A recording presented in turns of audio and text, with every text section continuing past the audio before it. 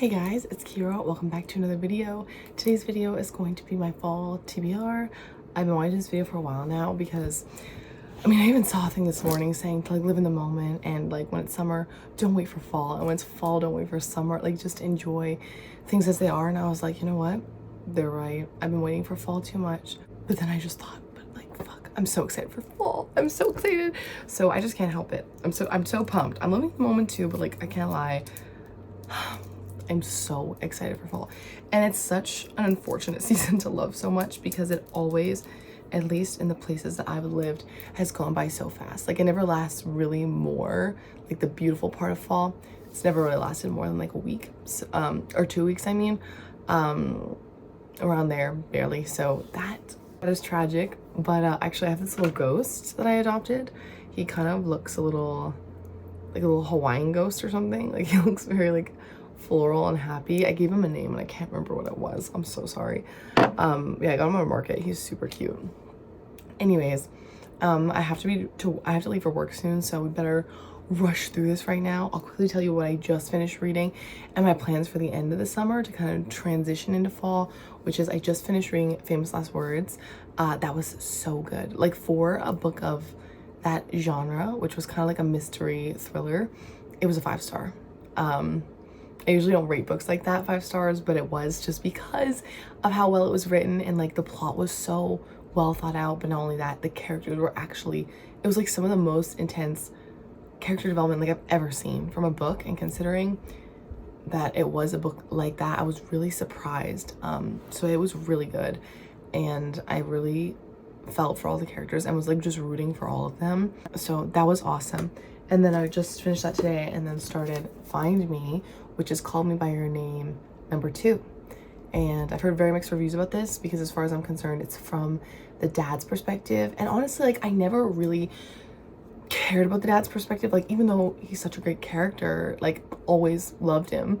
But he just, obviously I didn't really care for him at the end of the day. I was there for Elio and Oliver. But then I rewatched Call Me By Your Name maybe a week ago and had such an intense emotional response as usual.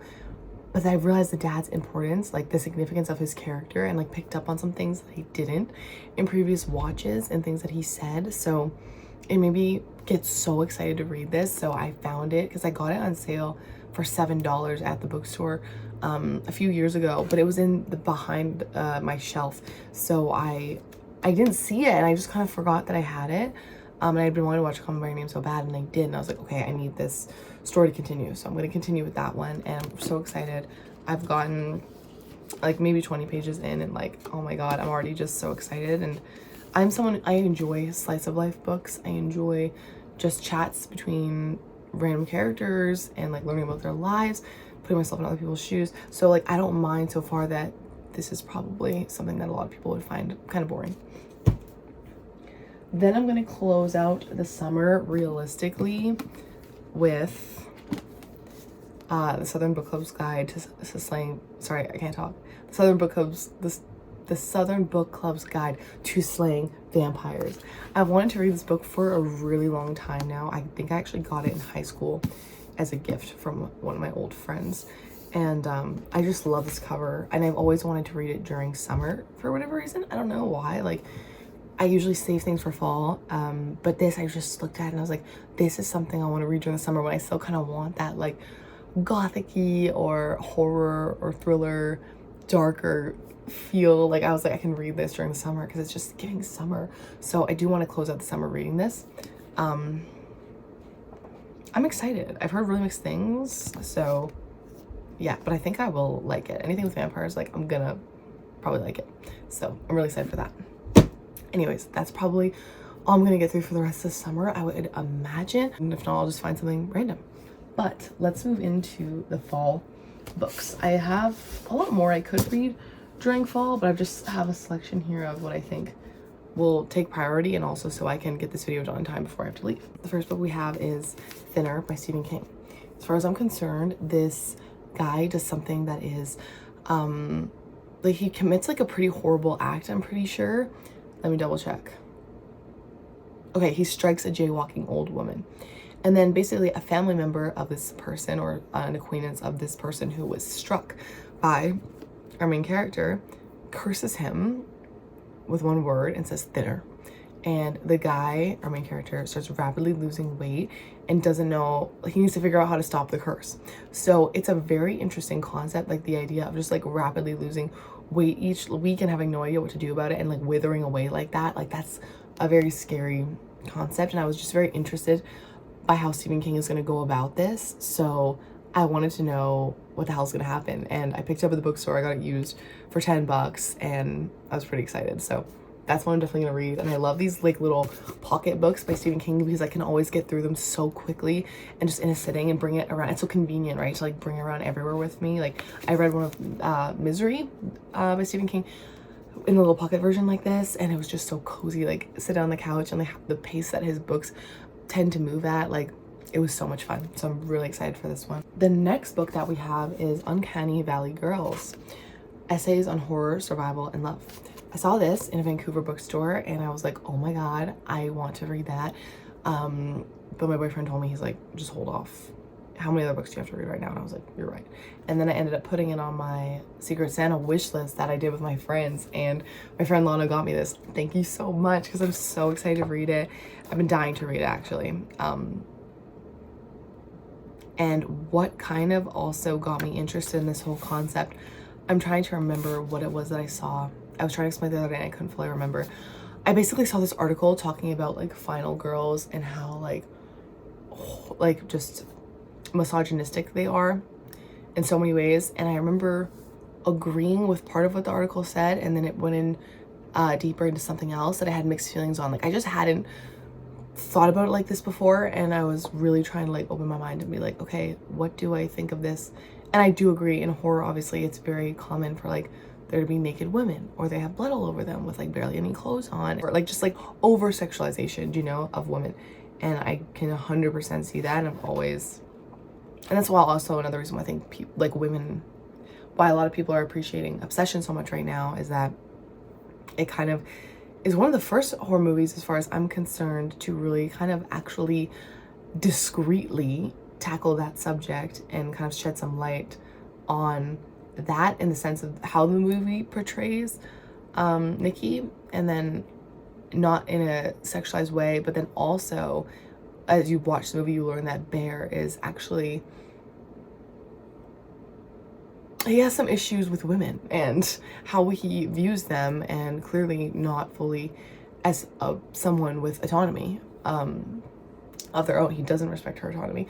So that's very interesting. But yeah, there was another part of the article that dove into another topic that I just didn't agree with, and I really wish I could find it, or at least I don't think I agreed with. And I thought I should read more on this subject to like flesh out my opinion a little bit better. So I'm really excited for this: Essays on Horror and Women's Place in Horror. I'm really excited. I think it's gonna be really cool, especially as every fall I just go on like a horror movie binge. I watched a bunch of horror movies last fall that I had never seen before. That was like kind of like shocking that I'd never seen before, and it was so much fun. I watched The Addams Family, I watched a lot of the Scream movies, I watched some of the Saw movies, all sorts of things, and I just had a really great time. So this will be fun and fitting, since I will probably be doing the same thing this fall. It's a tradition. So yeah. The next book that we have is My Ex, The Antichrist. I also got this at the used bookstore for like $10, which was really exciting, because all I knew is that it was about punk music and horror, apparently, or a thriller. And I was like, all right, I'm sold. I mean, look at this cover. Awesome cover. The font, the record, like so awesome. And I'll honestly read you the back, because I don't know a lot about this, and I don't feel like knowing a lot about it going into it, because I even feel that I did read the back and it was still very ominous. So it says 1998. It's set in the 90s already, like perfect. Well, partially.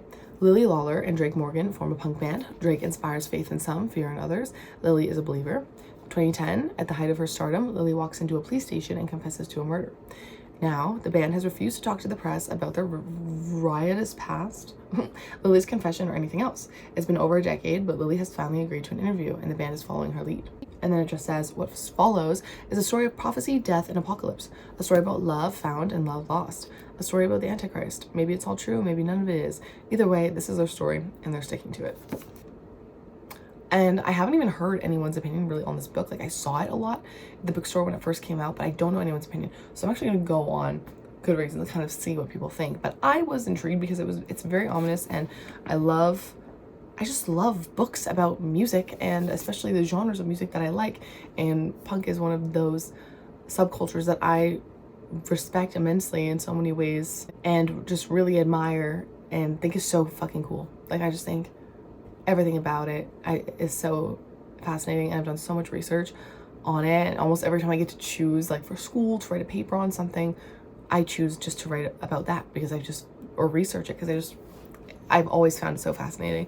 And it really is one of my favorite genres. So anything to do with that, like, I'm looking forward to it, and this will be fun. This will probably be a fun one, and it'll probably be at this time when I am in school, doing my last year of university, which is going to be crazy, and working. This will probably be something that isn't overly taxing on my brain.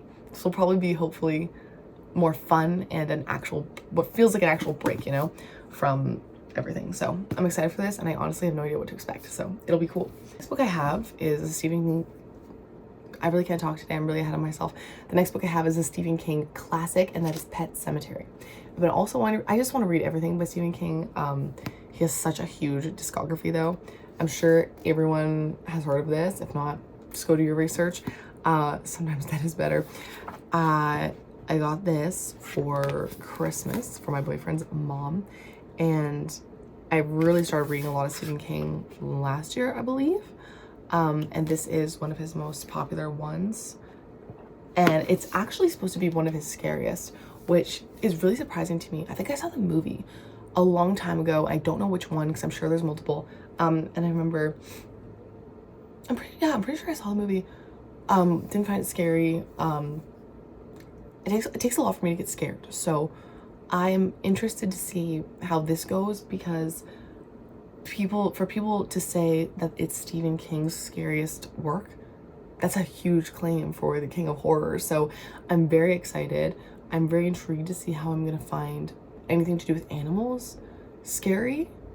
I don't know, it's just like not what I would have expected would be his scariest book. So I'm very, very intrigued and excited for this one. And honestly, there's not much more to say. I read Salem's Lot maybe the year before last, just the year before last year. And, I don't remember, but like within the past 2 years, year and a half, I read Salem's Lot, The Shining, Misery. Like, I've just been going down the list, having a lot of fun. So this would be another classic of his to tackle. So yeah, I'm excited for this one. Like, you really can't go wrong. Next, we have Witchcraft for Wayward Girls. This is a thick one. This is actually by the same author who did the Southern Book Club's guide. And I've actually still never read anything by this author. This is a long one. I remember when it first came out and added to my TBR, and my boyfriend, Noah, kindly bought it for me for Valentine's Day. And I'm gonna have to read the back a little bit because it's a very strange premise, and I definitely wouldn't be able to explain it off the top of my head. I just thought it is kind of a fitting book for fall. I also really want to watch Sabrina the Witch. Is that what it is? Just Sabrina the Witch? I think so. And I'd love to read some comics of hers as well. So, and honestly, I used to love what was it called? Hocus Pocus as a kid. Like, I loved that movie. Always loved and was interested in the concept of witches. Did a lot of research on the Salem witch trials, which were insane. And oh my god, Paranorman and that whole, oh my god, just such a fascinating concept and perfect for fall time. And so this one says they call them the Wayward Girls. Loose girls who grew up too fast, and they're sent to the Wellwood house in St. Augustine, Florida, where unwed mothers are hidden by their families to have their babies in secret, to give them up for adoption, and most important of all, to forget any of it ever happened. So that's the first part of it. And then it says, 15-year-old Fern arrives at the home in the sweltering summer of 1970, pregnant, frightened, and alone. Under the watchful eye of the stern Miss Wellwood, she meets a dozen other girls in the same predicament. There's Rose, a hippie who insists she's going to find a way to keep her baby and escape to a commune. And then Zinnia, a budding musician who plans to marry her baby's father. And Holly, a wisp of a girl, barely 14, mute and pregnant by no one knows who. Everything the girls eat and every moment of their waking day and everything they're allowed to talk about is strictly controlled by the adults who claim they know what's best for them. Then Fern meets a librarian who gives her an occult book about witchcraft, and power is in the hands of the girls for the first time in their lives. But power can destroy as easily as it creates, and it's never given freely. There's always a price to be paid, and it's usually paid in blood.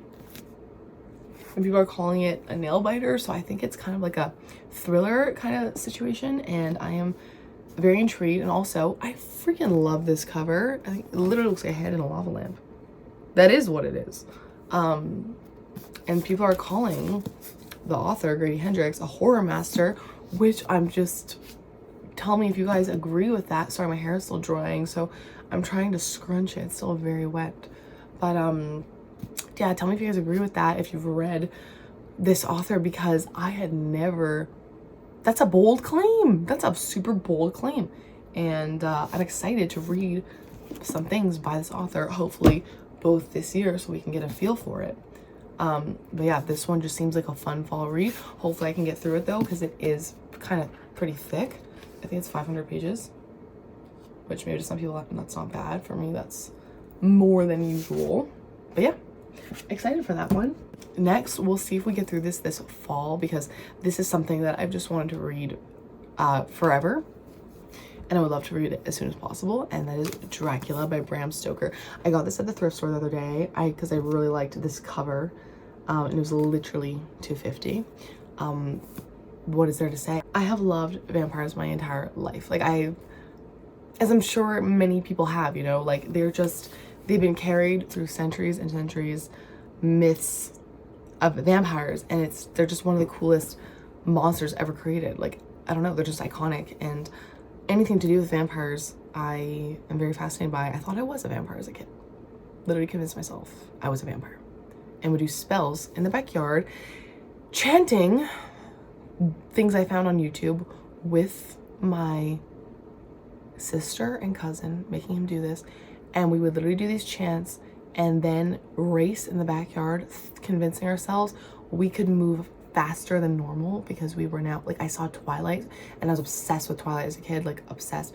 So I thought, and you know, you see how Edward runs so fast, and I was like, oh my god, I can run faster now after doing these chants. I am a vampire. I was obsessed. And to grow up and find out that that was like such a universal experience is so funny, that like so many people did stuff like that. And I remember that song, Cannibal, by Kesha, I think. By Kesha. I think it's by Cannibals by Kesha. And I remember when it resurfaced on TikTok and like started gaining attention again, and like people were singing it and like doing dances to it. I literally couldn't do it, and I thought it to be so cringe. Like, no offense if you did this, but it was because I was so cringe at one point to do with that song, because I remember as a kid watching Video Star. If any of you guys remember Video Star, I was obsessed. I made video stars all the time growing up, and like music videos, basically. It's like this app where you could take a song and then make a video to the song. So I was making my own music videos, and I remember watching video stars that other people made on the internet to Cannibal about being vampires, and like they were so cringe. Like, we were so cringe, guys. We have to admit, we were so fucking cringe. And so now I just really can't with that song, because I find it so cringe. And I hate that word, because to be cringe really is to be free, but like that's just one thing I can't really get over. So anyways, I don't know how I got into this rant. Anyways, the point is I love vampires, and this is a classic, and I really do want to watch the original Dracula movies. I think someone told me the other day that Christopher Lee, I believe was his name, played Dracula in most of those like original Dracula movies, and I never knew about this fella, but I know his face, and he was just telling me all these facts about Christopher Lee and like what a insane life that he led, and I really was really intrigued, and I was like, I should watch those movies, like just for fun, like I should. So yeah, I honestly don't like classics that much, and that's kind of sad, because I know that they are so important and have inspired so much, but like I just can't, like I get so bored by them, and like the language is just inaccessible in a lot of classics for me, and I feel like I just don't know what's happening most of the time. And I like interpreting some things, but reading all that old, like, it's fun to analyze and like kind of make up your own interpretations. I don't like the entire time working that hard to read a book that isn't like philosophy or like something that I find to more strongly impact, like more obviously impact my way of thinking. And I don't know, I feel like I'm doing a bad job of explaining this, but I just don't usually like classics and I kind of avoid them. I'd rather read other things, but this one is a must. And I would like to read some more Gothic classics as well. I mean, I would obviously love to read Frankenstein, and there was a couple other ones that I saw. Wuthering Heights apparently is a big one, and that is a classic that I want to read. Other than that, I don't really care for much other ones, but some Gothic classics I would like. And then the last book I'm just going to throw in here is The Bazaar of Bad Dreams by Stephen King. I believe it's just a bunch of short stories. Oh yeah, it literally says stories right there. I found this at the thrift store for $3.99, so I bought it because it's a Stephen King book. And honestly, I think the cover is really fucking sick. Like that's a cool ass cover. And it's a short story collection, and I feel like that's gonna be a lot of fun. My boyfriend's dad read it and enjoyed it, so I thought, okay, so will I. And I have actually I have yet to read short stories by Stephen King. Like in terms of a collection, I read The Body, which is a novella, but I read that like individually. I haven't read a collection, so that I'm excited for, and it should be interesting. So yeah, I don't think I'll make it to that one realistically, because the school is so busy. Like around fall time, everything just gets so fucking crazy, and I wish I'd have more time to read. I definitely won't be getting through all of these, but that is the selection that I will be picking from, and I'm very, very excited. So let me guys know what you're most looking forward to reading this fall, because I would love some recommendations, and I just want to feel cozy fall vibes. I want monsters, I want thriller, horror, scariness. Gonna scare the shit out of me. I mean, I really want to read House of Leaves because that's supposed to be the scariest horror book ever created, but it's really expensive. So we're waiting on that one. And yeah, that's all from me. I'm so excited. I definitely want to fly back home because here in Calgary, the fall is just such a beautiful time. Like I find it to be the most beautiful season here by far. When I'm in Vancouver for school, fall is beautiful there too, but it doesn't last as long, and honestly it's just not as beautiful as it is here to me. Vancouver's such a beautiful city, but I think it thrives in spring and summer, and that's at its peak, and I think Calgary is at its peak in fall, and it just holds special nostalgia for me, obviously growing up here and doing fall activities and how beautiful it was. So I definitely want to come back here for a weekend, hopefully do some really fun. There's a pumpkin carving exhibit that happens here, and it's so cool. I really want to go to that. And last year me and my boyfriend went to that, and then just painted like ceramic figurines from Michael's, and that were like Halloween themed obviously, and watched horror movies. We watched Scream. It was literally one of the best days of my life. I had so much fun. We were playing Misfits all the way to the pumpkin carving thingy, and it was just so much fun. It was like such a simple thing, but like I had such a good time. So I'm so excited, and all my favorite candles, like, oh my god, it's such a beautiful time, and I find it so inspiring, and I need to start making my playlist, honestly. Like, oh my god, it just invokes such specific feelings and emotions. Like, I'm so excited. Anyways, tell me what your guys's reading plan is. Let me know. I'm really curious to hear, and I hope you guys enjoy this video.